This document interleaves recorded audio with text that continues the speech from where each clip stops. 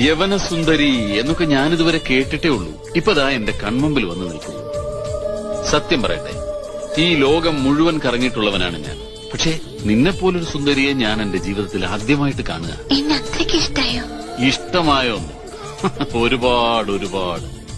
മഹേന്ദ്രൻ പെട്ടെന്നങ്ങനെ എല്ലാവരും ഇഷ്ടപ്പെടുന്ന കൂട്ടത്തിലല്ല. അത്രയ്ക്ക് ഇഷ്ടായെങ്കിൽ തമ്പുരാനെ കല്യാണം കഴിക്കോ? വേണ്ടി വന്നാൽ ഇതുപോലൊരു സുന്ദരി പെണ്ണിനെ ഞാൻ കല്യാണം കഴിച്ചെന്നും ഇരിക്കും.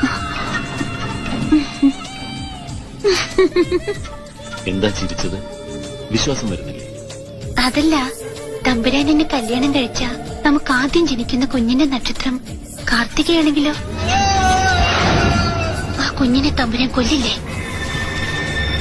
ആരാ നീ? നിനക്കറിയണല്ലേ?